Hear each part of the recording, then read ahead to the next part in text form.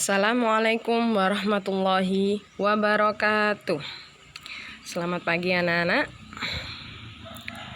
Alhamdulillah, di hari yang cerah ini, Selasa tanggal 7 April 2020, kita akan belajar daring tematik lagi.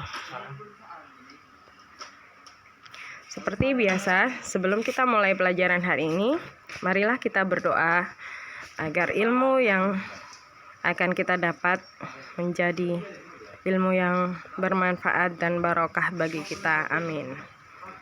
Berdoa mulai.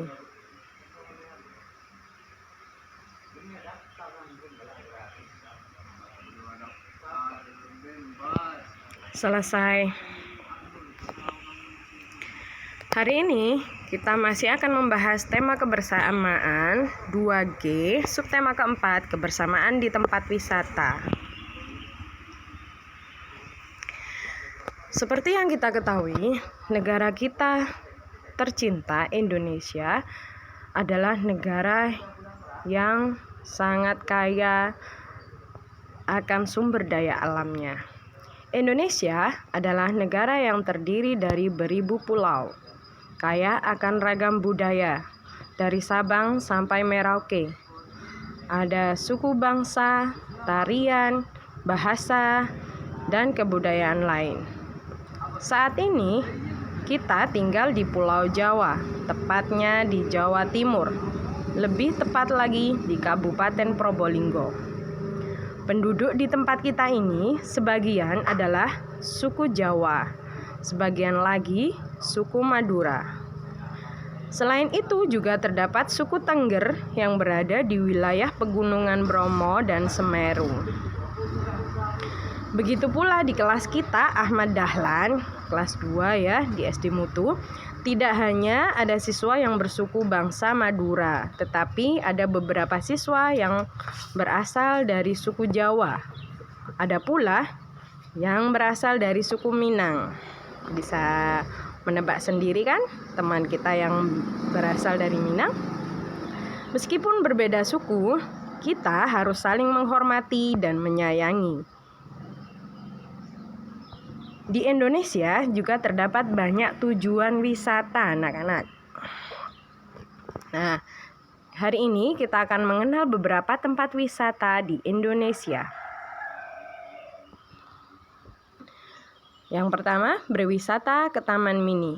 Berwisata ke Taman Mini Indonesia Indah atau TMII termasuk kegiatan wisata budaya. TMII merupakan gambaran dari keragaman budaya bangsa Indonesia. Keragaman budaya itu dapat kita lihat pada anjungan-anjungan daerah di sana. Di TMII terdapat 33 anjungan daerah, mulai dari anjungan daerah Aceh hingga anjungan daerah Papua. Kita dapat melihat bentuk rumah, pakaian, dan tarian di setiap anjungan daerah. Setiap anjungan-anjungan daerah terdapat juga museum dan tempat-tempat permainan yang seru. Pengunjung akan senang berlama-lama di Taman Mini Indonesia Indah. TMII ini terletak di ibu kota Jakarta.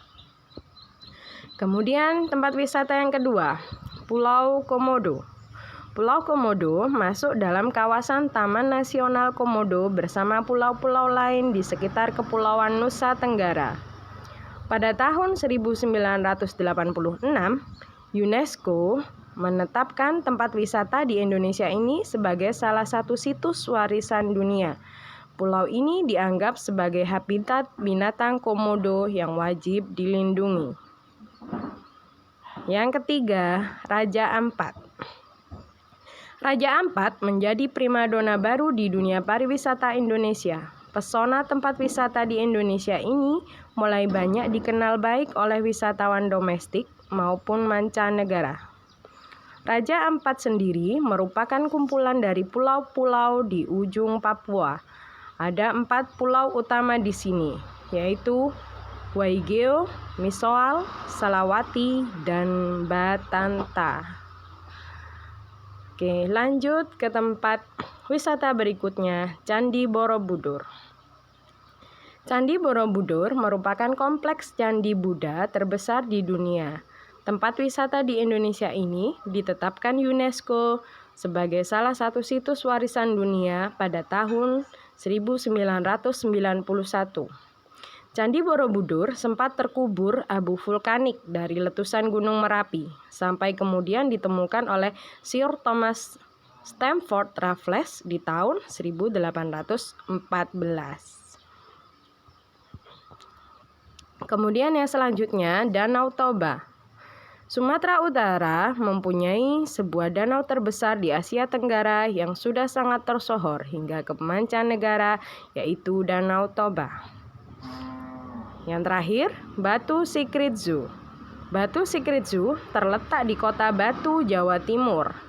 Batu Sikritzu merupakan kebun binatang modern. Setelah kalian mendengarkan penjelasan dari Ustadzah, jawablah pertanyaan-pertanyaan berikut ini. Tulislah jawabannya di buku tulis kalian. Ustadzah bacakan pertanyaannya. Yang pertama, tempat wisata mana yang pernah kamu kunjungi? Yang kedua, tempat wisata apa yang terdapat di sekitarmu? Kalau kita masih berada di Kabupaten Probolinggo, jadi semua mencari tempat wisata yang ada di wilayah Kabupaten Probolinggo. Yang ketiga, tulislah pengalamanmu ketika pergi ke tempat wisata. Yang keempat, bagaimana sikapmu terhadap teman yang memiliki kesukaan pergi ke tempat wisata yang berbeda dengan pilihanmu? Misalnya, kalau punya saudara, adiknya suka ke mana?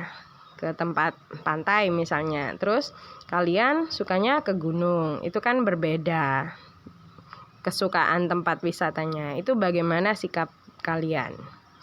Yang kelima, sebutkan contoh kegiatan di tempat wisata yang menyenangkan. Kalau misalnya di pantai, misalnya bermain istana pasir. Nah, seperti itu ya. Silakan tulis jawaban kalian di buku tulis tematik. Oke, selanjutnya menyapa pengunjung. Pengunjung kebun binatang berasal dari berbagai sekolah dan masyarakat. Mereka berasal dari berbagai daerah atau suku. Siti menyapa beberapa pengunjung. Siti berkenalan dengan Bariah. Ia berasal dari Madura. Dayu berkenalan dengan Asep. Ia berasal dari Bandung. Benny berkenalan dengan Joko. Ia berasal dari Solo. Edo berkenalan dengan Madin. Ia berasal dari Jakarta. Mereka senang bisa berkenalan di kebun binatang. Tugas kalian yang kedua, ayo berlatih. Pasangkanlah nama kota atau daerah dengan suku asli yang terdapat di daerah tersebut. Caranya mengerjakan, tidak usah menggambar, cukup ditulis namanya saja. Bariah dari Madura, itu asalnya dari suku apa? Ya, Asep dari Bandung, sukunya suku apa? Joko dari Solo, maka Joko sukunya apa? Seperti itu ya, kerjakan di buku tulis kalian. Sekarang untuk tugas selanjutnya, seperti barusan, hanya ini adalah soal yang ada di buku paket tematik kalian, halaman 152. Kalian perhatikan seperti yang ada di dalam gambar.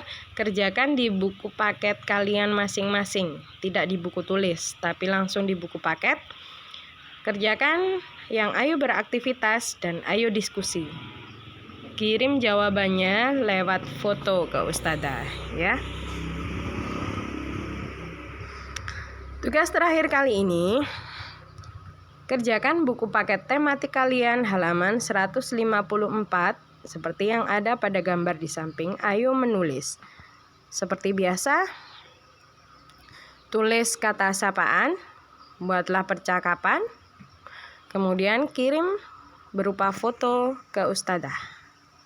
Jadi tugas hari ini mengerjakan di buku tulis, di buku paket, dan kirim ke Ustadzah berupa foto.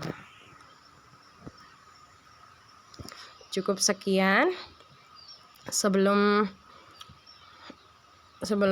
Ustadzah akhiri, mari kita berdoa.